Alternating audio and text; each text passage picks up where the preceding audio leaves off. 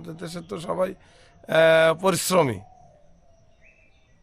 কেউ কাজ পায় না সে চোর হয়, কেউ কাজ পায় না সে ডাকাতি হয়, আর কেউ কোটি কোটি টাকার পাহাড়। এদেশ ওই লোকটা যে কোটি কোটি টাকার পাহাড় গড়িছে তার ভবিষ্যৎ কি? এত টাকা সে কি করবে?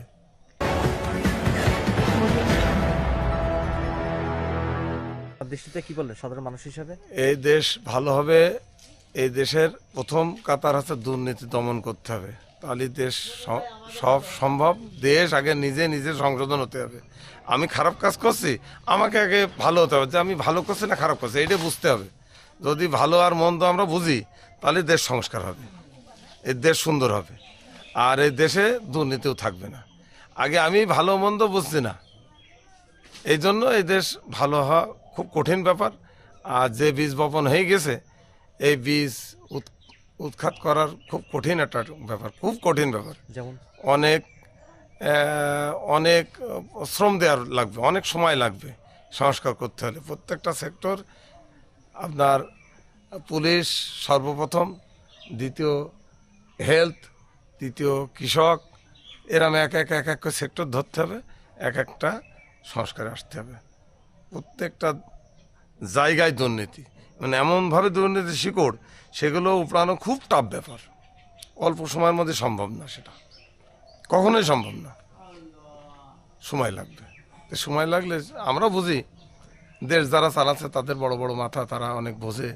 আমরা সাধারণ জনগণ আমরা কি বুঝি? আমরা তো খালি ছটফট করে দাবাই যে আমাকে কখন একটু ভালো হয়, কখন তাড়াতাড়ি হচ্ছে না কেন, এগুলো তো আমরা বলি। কিন্তু আসলে এটা এইভাবে তো হয় না, এটা সময়ের ব্যাপার, সময় লাগবে। আপনার কি মনে হয় দেশ ভালো হবে?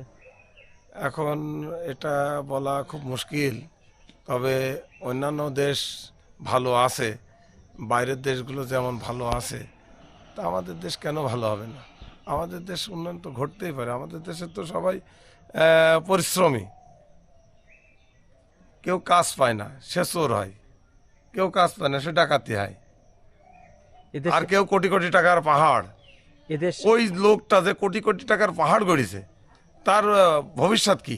এত টাকা সে কি করবে? এদেশ ভালো হওয়ার নেপথ্যের বাধা কোথায়? আপনার কি মনে হয়? আমার মনে হয় যেগুলোর বাধা বলতে গেলে কথাগুলো অনেক দূরে নিতে হয়। এই বাধা মেন আছে বড় বড় চেয়ারগুলো, বড় বড় চেয়ার। আমি সংসারের মাতুব্বর, আমি যদি ভালো না হই তাহলে আমার সংসারটা চলবে না।